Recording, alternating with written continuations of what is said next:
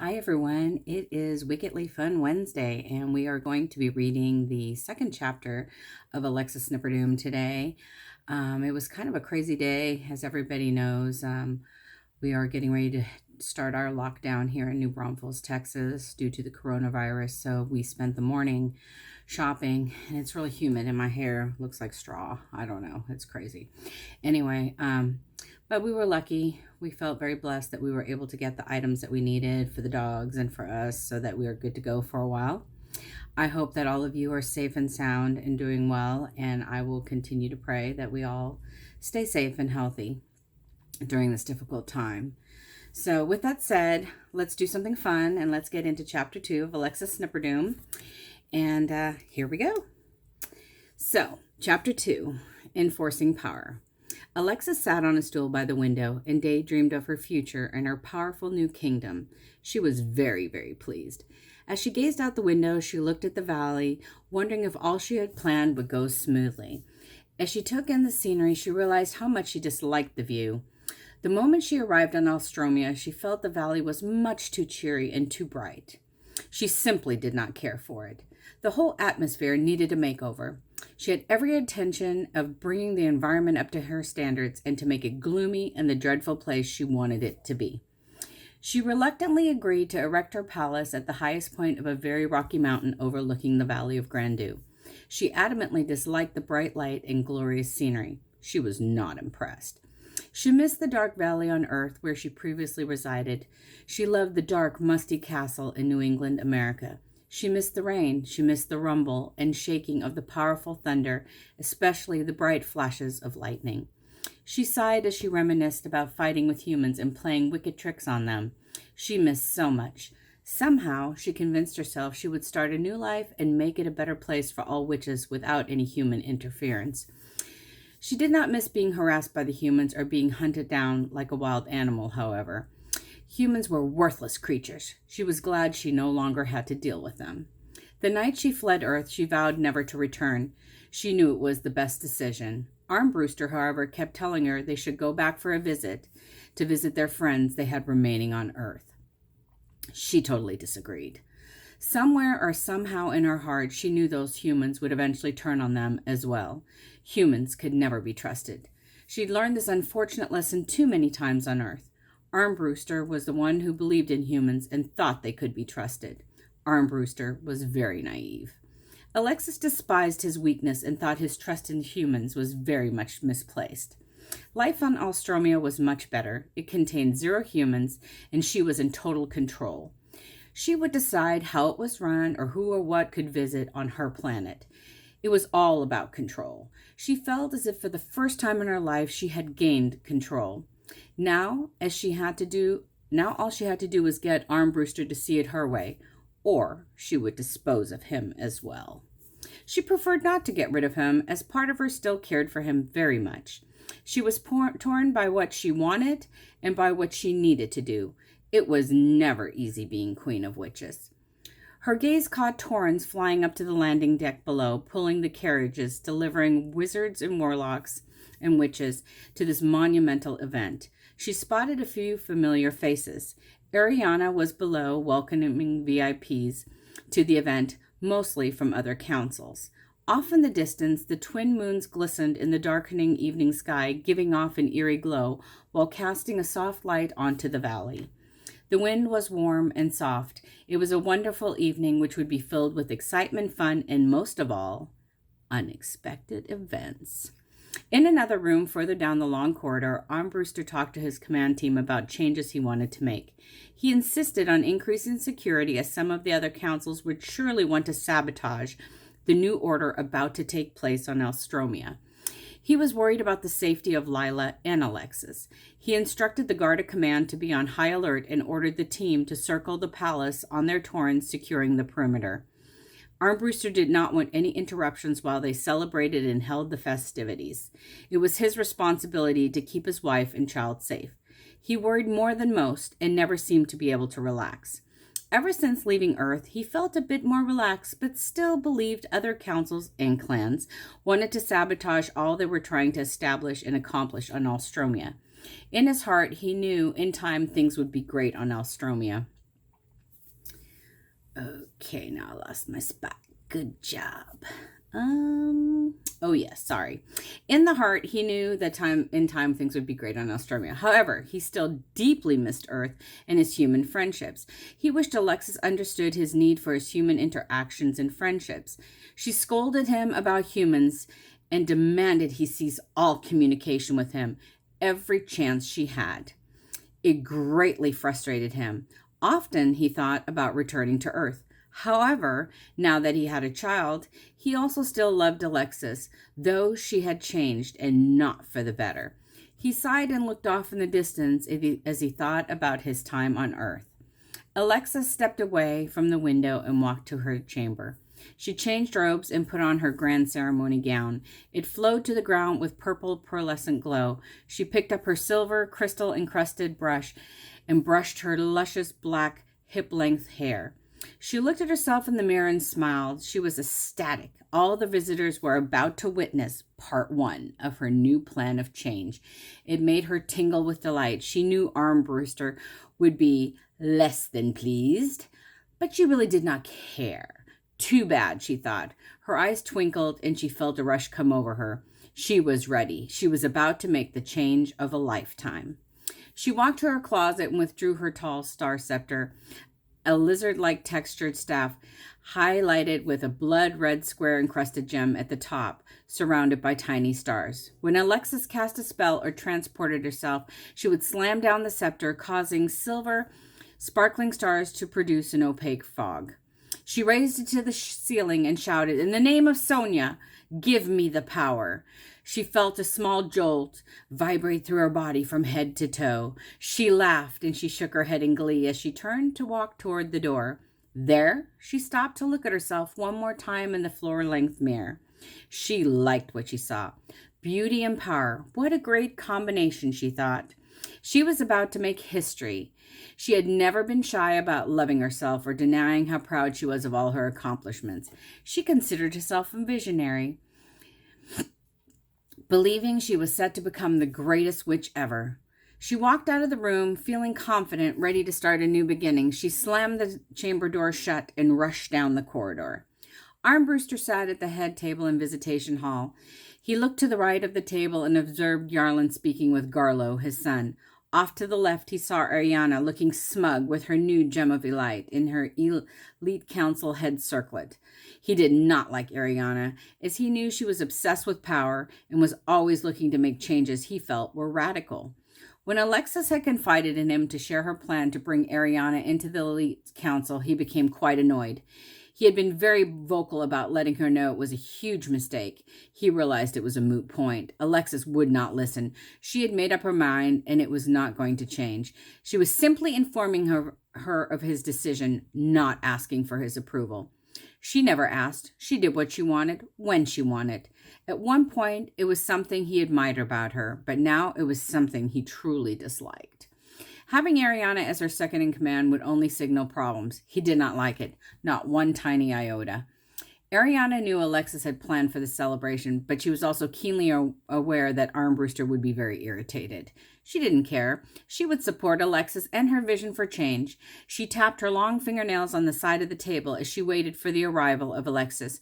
She looked around the huge crowd. What a great turnout, she thought. She was happy for Alexis and for Lila. Armbruster was another story.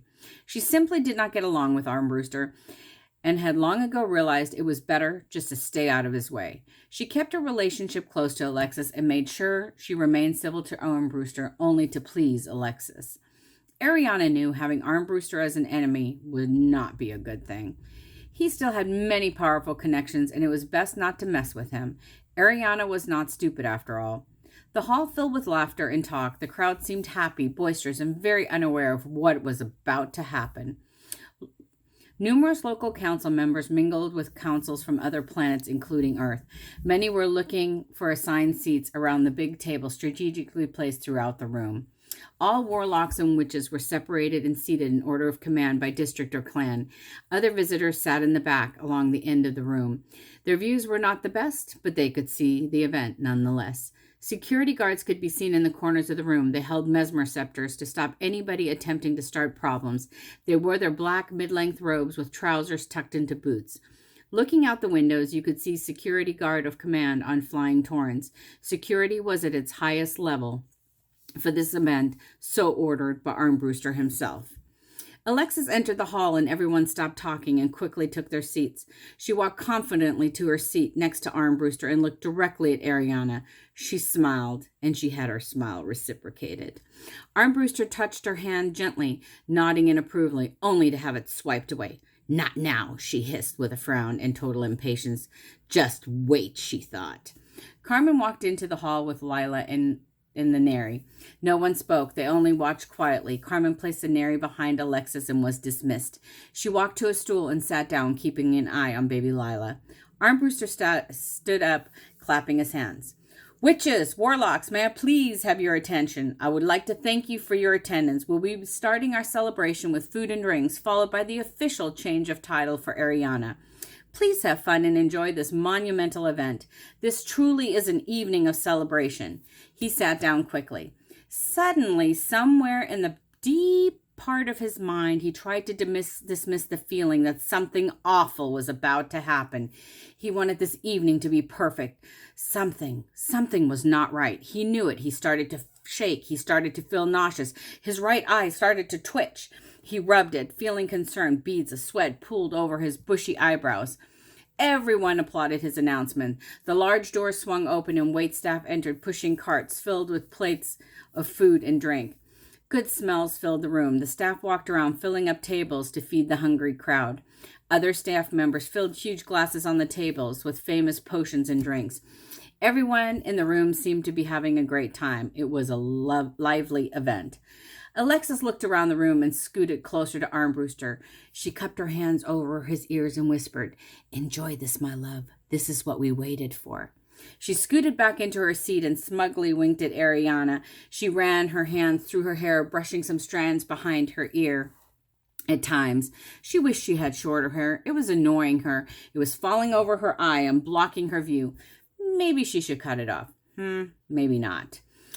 She was just irritated. No need to do anything radical with her looks for now, she thought. Armbruster looked at Alexis, perplexed. What did she mean by that comment?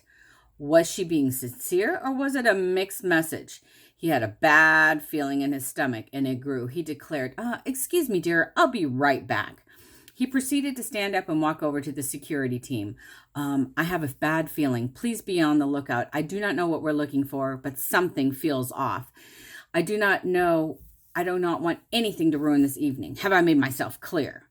The head of security nodded, acknowledging his responsibility. He swiftly walked to the door to talk to the rest of the team, barking out orders. Armbruster turned and walked to the double door. He wanted to check on the outside security team as well.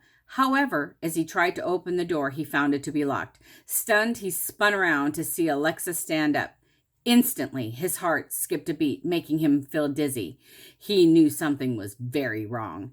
He stood in shock and disbelief, waiting to find out why she was standing, looking ever so self-righteous. He knew she was going to do something awful.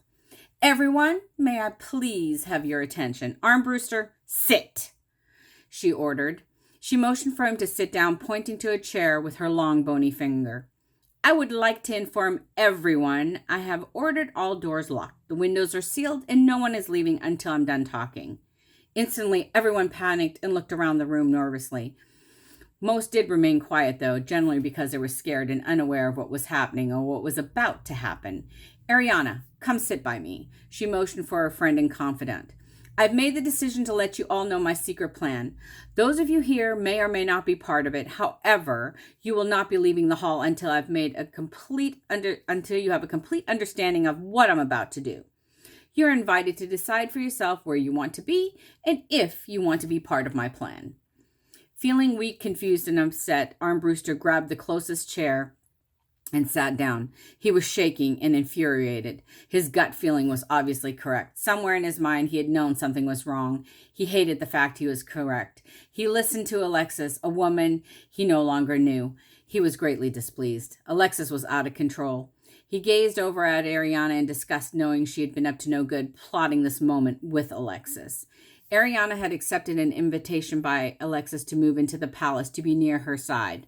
Armbruster tried to convince himself she was there to help Alexis during her difficult pregnancy. Now he knew there was much more to that story. He felt ill. Bile filled his mouth and he felt horrible.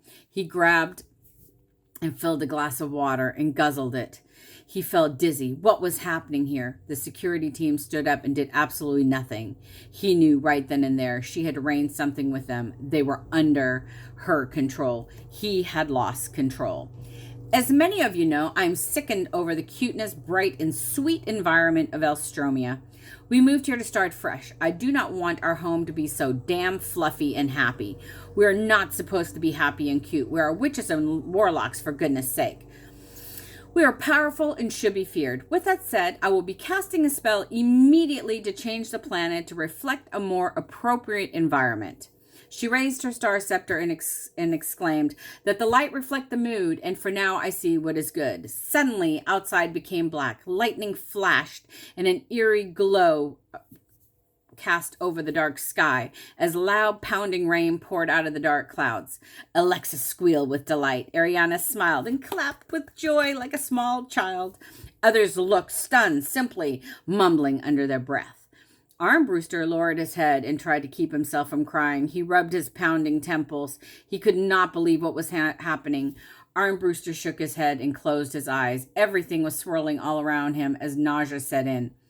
Finally, a proper atmosphere for our new adventure. I ask your patience while the surroundings are changed. If you're not happy with the change, please consider moving to Iris with my sister Zandora, head witch of the Solara Council.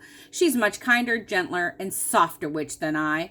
Perhaps those of you who are weak would prefer to live under her power. If so, please step forward so we may transport you to Iris as soon as possible. I do not want anyone weak in my clan or council. Rest assured, you may leave. Armbruster stood up. Alexis, I beg you to reconsider. May we please speak privately? I will speak with you later, Armbruster. You are not well. You may be dismissed. Yarland, take Armbruster to his chamber, she ordered.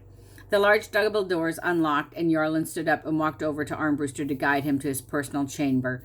As they exited, the doors closed with a loud bang and relocked. Anyone else feeling like they want to leave? There was silence. A small witch in the back raised her hand. Grand Witch Alexis, I would like to be excused. I would like to take my family to Iris. So be it. Take your leave, never return. And if I see you in my clan or near my planet, you will be destroyed. Do you understand? Alexis hissed. Yes, very clearly. Thank you. The young woman approached the doors. They popped open, allowing her to leave swiftly. The doors closed, but did not lock. I invite all weaklings to leave immediately. This new order is only for the strong and the visionary. You should not stay if you do not want to be any part of it. Several witches and warlocks walked to the door and left the hall. After a few moments, no one else left. Everyone else remained seated, quietly. Alexis stood up. Good. I see my loyal followers have stayed. Let me say thank you to all of you. You will not be sorry you stayed. Now let the new changes begin now. The light grew dim in the room. On the right wall, next to the head table, the massive fireplace ignited with bright purple and green flames. Now, let's have some fun, shrieked Alexis. Alexis turned to Carmen and asked her to put Lila in her room. Please watch over her and make sure you take one of the security officers with you. Yes, I will do so now, stated Carmen. She unsnapped the nary and guided it out of the room toward Lila's private chamber. Once there, she instructed Paudo, a security officer, to stay and keep guard. He smiled and reassured her everything would be okay. Carmen dressed Lila in her sleeping gown and put her into the fluffy crib. She gently placed a blanket over the tired child. She proceeded to walk to her own bed. She plopped down on the top blanket and closed her eyes. She could not believe what had just happened. She admired Alexis, but now she feared her. She wished Armbruster had done something to stop her, but realized he was no longer in control. He had grown weak. Alexis had won. The noise on the rain hitting the window lulled her to sleep. She heard echoes of thunder in the distance, reminding her of nights on Earth. She smiled as she drifted off into a deep sleep. She never heard the baby's soft cry as the tall, dark figure lifted her from her crib. On the other end of town, near the river of Mackay, the three met in secrecy. They sat huddled around a small table in a dimly lit room. The commoner's cottage was perfect, inconspicuous place to discuss their strategy. The plan is perfect. You morons better know your part. My future depends on it, bellowed the tall figure. He sat across the table, staring at the other two, squinting his eyes. Sir, it is brilliant. We know exactly what must be done, replied Barton, squirming in his seat. If you mess this up, you will be sorry. I cannot and will not allow you to destroy all we have worked for. You better be prepared. He slammed down his fists on the table, causing it to move. Barton apprehensively looked at his friend, hoping he would say something. However, he remained silent. Ha! If all goes well, I shall regain my power, and she will pay. So, now you'll have to wait until next week when we will read chapter 3, and you will find out more what happens to baby Lila, what happens to Alexis, and most of all, who are these figures and what are they up to? So in the meantime, I wish you good health, and I hope that you're all doing well, and I will check in with you guys soon. But I hope you enjoyed this episode, and have a great day. Bye.